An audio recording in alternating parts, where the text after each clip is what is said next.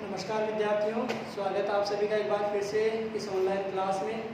देखिए, पिछली क्लास में हमने देखा था कि भारतवर्ष में धार्मिक क्रांति का स्वरूप क्या था, भारतवर्ष में धार्मिक क्रांति का प्रादुर्भाव कैसे हुआ, और उस धार्मिक क्रांति के परिणामों में हमने देखा था सबसे अंत में कि जैन और बौद्ध धर्म का विकास सर्वाधिक हुआ। कारण क्या था कि उनको राजाश्रय प्राप्त था।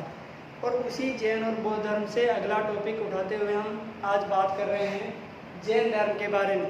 यानी वो जो दो धर्म हमने वहाँ पर देखे, जैन और बौद्ध धर्म, उन दोनों धर्मों में से पहला जो है वो है जैन धर्म। इस जैन धर्म का जो प्रादुर्भाव सबसे ज़्यादा हुआ वो महावीर स्वामी के समय में हुआ है।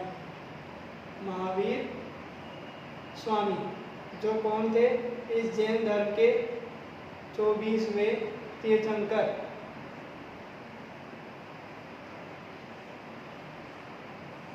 तो महावीर स्वामी इस जैन धर्म के 24वें तीर्थंकर थे। यानी इनसे पहले 23 तीर्थंकर और हो चुके थे।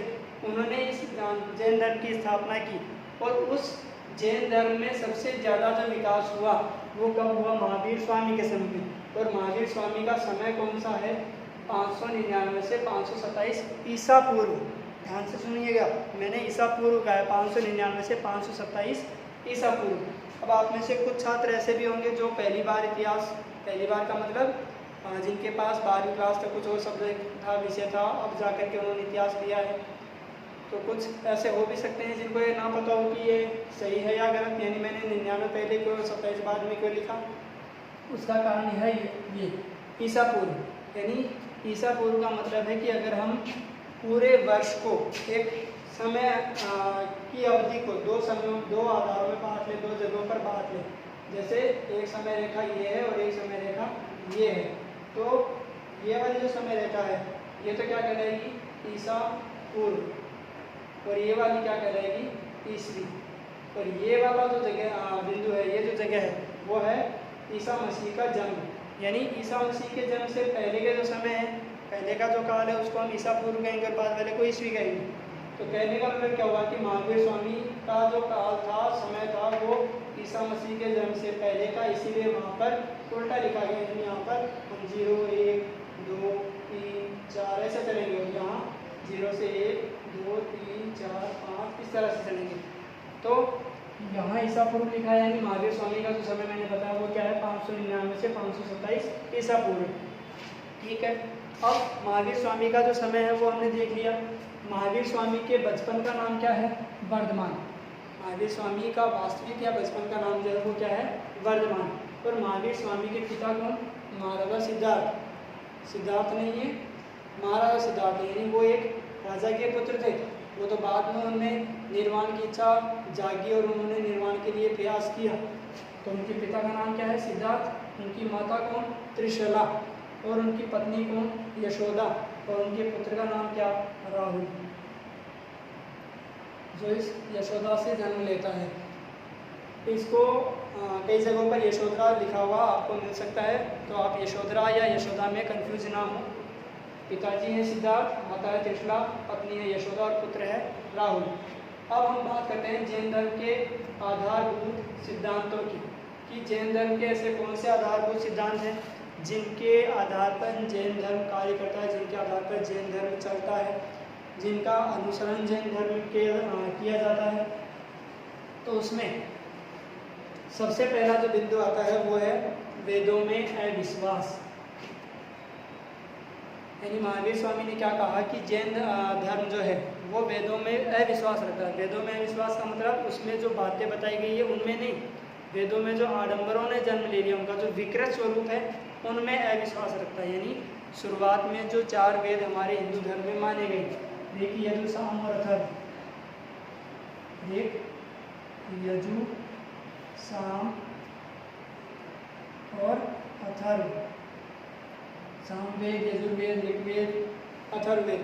ऋग जो लिखा है वो वेद शब्द के बाद में ऋग्वेद हो जाएगा, यानी क्या की जगह क्या हो जाएगा? तो ऋग, यजु, साम और अथर्व जो 4 वेद हमारे यहाँ थे, उन चारों वेदों में जो विकृत स्वरूप बाद में आया, जब आप दयानंद सरस्वती को पढ़ेंगे तब यही चीज़ वहाँ पर आप देखेंगे कि दयानंद सरस्वती ने नारा दिया था वेदों की ओर लौटो। कारण वहाँ पर जो वास्तविकता थी वो हमें नहीं दिख रही थी। क्यों? क्योंकि ब्राह्मणों का नैतिक पतन हो चुका था, हमने पिछली क्लास में देखा था। तो ये जो 4 वेद थे, उन वेदों में जो आडंबर था उसमें महावीर स्वामी का विश्वास था। दूसरा है अनिश्वरवाद। अनिश्वरवाद का मतलब जैन धर्म उस अलौकिक शक्ति में तो विश्वास करता है लेकिन ईश्वर में नहीं करता। यानी कहने का मतलब क्या हुआ? कहने का मतलब ये हुआ कि जैन धर्म ऐसा मानता है कि इस प्रकृति को चलाने वाला कोई एक अलौकिक शक्ति तो है, लेकिन जो ये विकृत स्वरूप है उसका, कहीं हम पत्थर को पूज रहे हैं, कहीं अजान लगा रहे हैं, ये सारी जो चीज़ें हैं वो चीज़ उन्होंने गलत मानी है। यानी उन्होंने अनिश्वरवाद को अपने जैन धर्म के लिए आधारभूत सिद्धांत माना है कि अगर आपको जैन धर्म अपनाना है तो आप अनिश्वरवाद में विश्वास करेंगे, यानी आप ईश्वर के इतने विकृत स्वरूपों का अनुसरण नहीं करेंगे, आप केवल ईश्वर का अनुसरण करेंगे। फिर है आत्मवाद। आत्मवाद मतलब स्वयं से। स्वयं का मतलब कि आप इस पृथ्वी पर, इस प्रकृति में अगर सबसे ज़्यादा भरोसा किसी में कर सकते हैं तो वो है आत्मा, स्वयं। आप स्वयं को जानिए, स्वयं को पहचानिए, स्वयं में विश्वास करना सीखिए, तो आप अपना विकास कर सकते हैं। फिर जो आत्मवाद है वो अपने आप पर बल देता है कि आप अपना विकास करें, आप अपने आप को समझें, आप अपने आप में अच्छे गुण अपनाएं, अपने आप में अच्छे गुणों का विकास करें। ये चीज़ किसके बारे में है? आत्मवाद के बारे में, कि आप जब आत्मवाद के बारे में पढ़ेंगे, आप आत्मवाद में विश्वास करेंगे। उन्होंने एक बात कही कि इंसान के जीवन में दुख सुख ये सारी जो चीज़ें हैं उनका सबसे बड़ा कारण स्वयं इंसान ही है, और दूसरी चीज़ उसकी इच्छा। यानी इंसान की जो इच्छाएं हैं उन इच्छाओं की वजह से इंसान दुखी रहता है। और वही चीज़ उन्होंने आत्मवाद में कही है कि अगर आप आत्मवाद में विश्वास करेंगे तो आपका जो मन है वो विचलित नहीं होगा, और विचलित नहीं होने पर आप आधारभूत सिद्धांत को अपना रहे हैं, यानी आप जैन धर्म का अनुसरण भली प्रकार से कर रहे हैं। फिर है अनेक आत्मवाद। अनेक आत्मवाद का मतलब उनका कहना यह था कि हर एक जीव में आत्मा होती है। पृथ्वी पर जितने भी प्रकार के जीव जंतु प्राणी पाए जाते हैं, पेड़ पौधों से लेकर के छोटे मोटे तुच्छ जीवों से लेकर के बड़े विशालकाय जीव तक, वो सारे क्या हैं? अनेकात्मवाद का स्वरूप हैं। यानी कहने का मतलब क्या हुआ कि पृथ्वी पर पाए जाने वाले प्रत्येक जीव में आत्मा निवास करती है, तो आप हिंसा ना करें। आपने अक्सर देखा होगा कि जैन धर्म के जो मानने वाले लोग हैं वो अपने मुंह पर एक कपड़ा बांध कर रखते हैं। उसका कारण क्या है? यही, यानी उनका ऐसा मानना है कि जब हम श्वसन क्रिया करते हैं, भोजन करते हैं, तो वायुमंडल में मिले हुए बहुत छोटे मोटे जीव जो हैं वो हमारे शरीर में प्रवेश कर जाते हैं और इससे हम हिंसा को जन्म देते हैं। और उनका कहना यह था कि हमें हिंसा नहीं करनी, क्योंकि प्रत्येक जीव में क्या है? आत्मा। फिर बात आती है कर्म की प्रधानता की। यानी उनका कहना क्या है कि इंसान का जीवन कर्म प्रधान होना चाहिए। जो हमने पीछे 4 पुरुषार्थ देखे थे, 4 पुरुषार्थ कौन से? धर्म, अर्थ, काम और मोक्ष। और उसके बाद में 4 वर्ण देखे थे। 4 वर्ण कौन से? ब्राह्मण, क्षत्रिय, वैश्य और शूद्र। उसमें जो शूद्र था उसको तीनों की सेवा करने के लिए कहा गया। कारण क्या था? यही, यानी वहाँ पर जन्म प्रधान व्यवस्था थी कि अगर किसी व्यक्ति ने ब्राह्मण वर्ग में जन्म ले लिया, ब्राह्मण वर्ण में जन्म ले लिया, तो वो ब्राह्मण ही माना जाएगा, भले उसे कर्मकांड आता हो या नहीं आता हो, भले उसे पूजा पाठ आती हो ना आती हो, भले वो कितना ही हिंसा का बड़ा पुजारी क्यों ना हो, अहिंसा ना अपनाता हो, लेकिन फिर भी वो किस में आएगा? उस जन्म के आधार पर किस में आएगा? ब्राह्मण वर्ण में।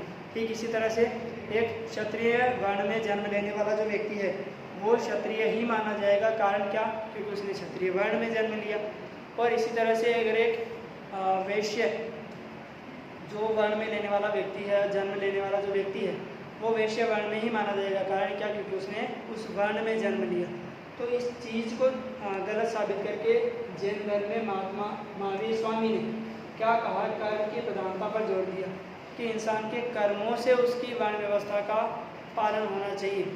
अगर एक व्यक्ति लड़ने में वीर है, राजकाज करने में सक्षम है, उसमें राजा के गुण हैं, तो वो राजा बन सकता है।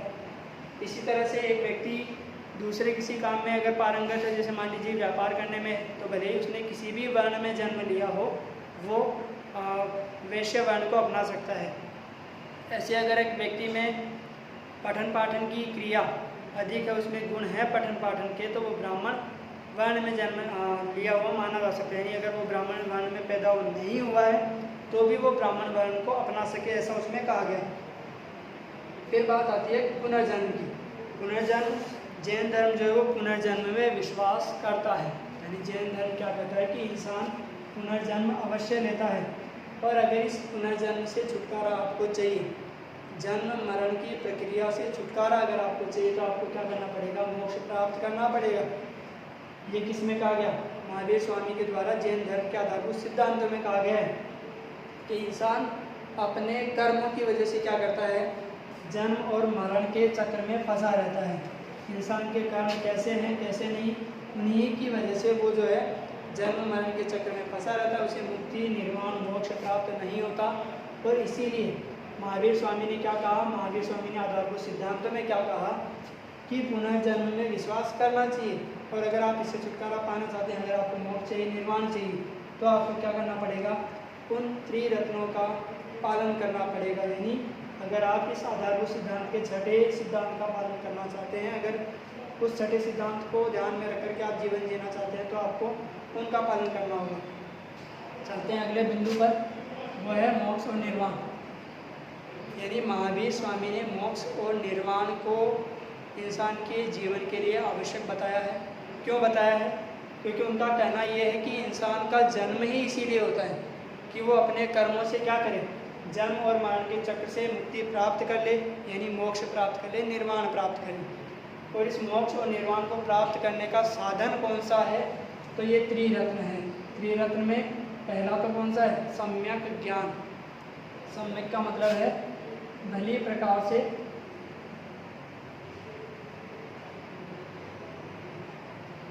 या फिर अच्छा, यानी सम्यक अच्छा ज्ञान या भली प्रकार से ज्ञान प्राप्त करना। ये क्या है? त्रिरत्न का पहला बिंदु। दूसरा क्या है? सम्यक दर्शन। किसी भी वस्तु का अच्छी तरह से दर्शन करना, उसके भले बुरे अच्छे बुरे बिंदुओं पर विचार करना, ये सम्यक दर्शन है। और सम्यक चरित्र, हमारा चरित्र कैसा होना चाहिए? भली प्रकार से साफ सुथरा अच्छा चरित्र होना चाहिए। तो हम क्या करेंगे? त्रिरत्नों का पालन करेंगे, और त्रिरत्नों का पालन करने से हमें क्या प्राप्त होगा? मोक्ष निर्वाण, जो किसके लिए जरूरी है? पुनर्जन्म से मुक्ति प्राप्त करने के लिए जरूरी है। अगले बिंदु पर हम चलते हैं। तो अगला बिंदु है पंच महाव्रत। यानी जैन धर्म के आधारभूत सिद्धांतों में क्या कहा गया कि एक इंसान को अपने जीवन में इन पंच महाव्रतों का पालन करना चाहिए। पंच महाव्रत कौन कौन से हैं? ब्रह्मचर्य, अपरिग्रह, अस्तेय, सत्य और अहिंसा। यानी इन पंच महाव्रतों का पालन आप करते हैं तो आप जैन धर्म के आधारभूत सिद्धांतों का पालन कर रहे हैं। और अगर आप जैन धर्म के आधारभूत सिद्धांतों का पालन कर रहे हैं तो उसमें आप पुनर्जन्म के चक्र से मुक्ति प्राप्त कर सकते हैं। अब इनमें जो सबसे पहला बिंदु है वो होता है ब्रह्मचर्य। ब्रह्मचर्य इंसान के जीवन को पहले लगभग 100 वर्षों में बांटा गया। 100 वर्षों में 4 भाग किए गए, जिनमें ब्रह्मचर्य, गृहस्थ, वानप्रस्थ और संन्यास, ये 4 आश्रम बताए गए। तो उन्होंने क्या कहा कि इंसान को ब्रह्मचर्य का पालन सर्वाधिक करना चाहिए। कहने का मतलब ये कि एक इंसान को अगर मुक्ति प्राप्त करनी है, मोक्ष प्राप्त करना है, अगर उसको पंच महाव्रतों का पालन करना है, अगर उसको जैन धर्म का पालन करना है, तो सबसे पहले क्या करना है? ब्रह्मचर्य का पालन करना होगा। ब्रह्मचर्य का पालन करने से मतलब गृहस्थ जीवन में ना पड़ना और समाज की सेवा करने के लिए अपने जीवन भर ब्रह्मचर्य का पालन करना। दूसरा है अपरिग्रह। अपरिग्रह क्या है? चोरी न करना। चोरी न करना किसी व्यक्ति से बिना पूछे। जैसे अगर हम किसी काम को यूँ मान लीजिए कि हम किसी दूसरे के घर में गए और वहाँ से हमने उससे पूछे बिना कोई चीज़ उठा ली, तो वो हमारी नज़र में तो चोरी नहीं है, लेकिन यहाँ पर जिस आधार से या जिस सिद्धांत के आधार पर कहा गया उसके आधार पर वो चोरी है। तो जैन धर्म में क्या कहा गया कि अगर आप पंच महाव्रतों का पालन करना चाहते हैं तो आपको चोरी नहीं करनी चाहिए। फिर है अस्तेय, यानी किसी चीज़ को इकट्ठा ना करना, क्योंकि जैसा मैंने कहा ना कि इच्छाएं जो हैं वो इच्छाएं ही आपकी सुख दुख का सबसे बड़ा कारण है, और उस इच्छाओं का जन्म किसकी वजह से होता है? इसकी वजह से। तो अगर आप धन संग्रह में लगे हुए हैं तो आप इस सांसारिक मोह माया में फंसे हुए हैं और आप निर्वाण प्राप्त नहीं कर सकते। फिर अगला है सत्य। सत्य वचन बोलना, अच्छा जो सच है उसी को बोलना, किसी का नुकसान ना करना, ये चीज़ें पंचमहाव्रत में आती है। और फिर अंत में आता है अहिंसा। अहिंसा का मतलब किसी प्रकार की हिंसा न करना। अब उसमें हिंसा 2 प्रकार की हो सकती है, एक होता है शारीरिक और दूसरा होता है मानसिक। तो जो शारीरिक हिंसा है वो तो है चोट पहुंचाना, किसी की हत्या करना, किसी को मारना, ये तो हो गया शारीरिक। दूसरा है मानसिक। मानसिक हिंसा कौन सी हुई? जैसे किसी ने आपने किसी इस तरह के वचन कह दिए, किसी से ऐसी बातें कह दी जिससे उसके मन को ठेस लगी, तो वो मानसिक हिंसा हुई। यानी कहने का मतलब इस दोनों तरह की हिंसा से जैन धर्म में बचना चाहिए, ऐसा कहा गया। यानी आप किसका पालन करें? अहिंसा का। अगर आप अहिंसा का पालन कर रहे हैं तो आप पंच महाभूतों का पालन कर रहे हैं, और अगर आप पंच महाभूतों का पालन कर रहे हैं तो आप मोक्ष या निर्वाण प्राप्त करने के हकदार हैं। फिर उन्होंने बल दिया तपस्या और उपवास पर। यानी एक इंसान को अपना जीवन चलाने के लिए, अपने शारीरिक स्वरूप को मजबूत करने के लिए, अपने आप को मानसिक रूप से मजबूत करने के लिए क्या करना चाहिए? तपस्या करनी चाहिए और उपवास करना चाहिए। तपस्या का मतलब उन्होंने ये नहीं कहा कि आप वन में जाएं और वहाँ पर धुनी रमा कर बैठे रहें। तपस्या से मतलब है कि जिस काम को आप कर रहे हैं उस काम को पूरे मन से करें, पूरी लगन के साथ करें, ये तपस्या है। और उपवास का मतलब है अपने आप को इतना मजबूत करना। जैसे हम व्रत वगैरह करते हैं तो उसमें यही होता है कि अगर हम एक दिन भोजन ना करें तो हम भूखे रह सकते हैं, यानी इस तरह का अपने शरीर को बनाना। वो अलग चीज़ है कि हम दिन में एक बार भोजन करते हैं। तो उपवास का मतलब ये नहीं होता। उपवास का मतलब होता है कि आप पूरी तरह से अपने शरीर को इस तरह से कठोर बना लें, मजबूत कर लें कि किसी भी परिस्थिति में आप अपने जीवन को यापन कर सकते हैं। जैसे महावीर स्वामी ने किया। महावीर स्वामी ने क्या किया? तपस्या के लिए जब वो गए तो लगभग तपस्या के 13वें वर्ष में उनको निर्वाण की प्राप्ति हुई थी, उनको ज्ञान प्राप्त हुआ था। यानी उस ज्ञान प्राप्ति के लिए उन्होंने 13 वर्षों तक कठिन परिश्रम, कठिन मेहनत, कठिन लगन के साथ प्रयास किया। और वही चीज़ यहाँ पर है कि अगर आप तपस्या और उपवास भले प्रकार से कर रहे हैं, तपस्या और उपवास का पालन कर रहे हैं, तो आपको मोक्ष की प्राप्ति अवश्य होगी। फिर उन्होंने कहा कि जाति भेद में अविश्वास। यानी उन्होंने जाति भेद में अविश्वास क्यों जताया? क्योंकि जैसा मैंने पहले कहा ना कि ब्राह्मण, क्षत्रिय, वैश्य और शूद्र 4 तरह के वर्ण थे समाज में। उन 4 प्रकार के वर्णों में से हीन भावना ज़्यादा जन्म लेती थी। इसी वजह से उन्होंने क्या कहा कि जाति भेद में विश्वास नहीं रखना चाहिए। यानी सभी इंसान हैं, सभी में आत्मा है, सभी ईश्वर की संतान है, ये चीज़ें उन्होंने कही। और अंत में उन्होंने कहा कि नारी की स्वतंत्रता पर बल। यानी समाज के 2 पहलू हैं, पुरुष और महिला। यानी पुरुषों को जितना अधिकार है, पुरुषों को जितनी स्वतंत्रता है, उतनी ही स्वतंत्रता नारियों को, महिलाओं को भी होनी चाहिए। उनको भी शिक्षा का अधिकार होना चाहिए, उनको भी धार्मिक स्वतंत्रता होनी चाहिए। ये सारी बातें या इस सारी तरह की स्वतंत्रता उन्होंने नारियों के लिए लागू करने को कहा। कुल मिलाकर के हमने ये जो 11 आधारभूत सिद्धांत हमने महावीर स्वामी के बारे में या जैन धर्म से जुड़े हुए देखे हैं, उन 11 आधारभूत सिद्धांतों पर महावीर स्वामी ने बल दिया। क्यों दिया?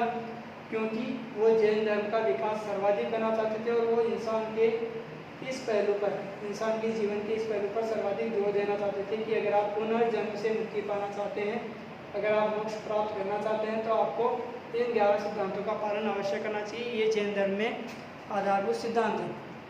तो ये हमारी आज की क्लास थी जिसमें हमने जैन धर्म के बारे में और महावीर स्वामी के बारे में देखा। इसके बाद हम फिर मिलेंगे अगली क्लास में। आज के लिए इतना ही। धन्यवाद।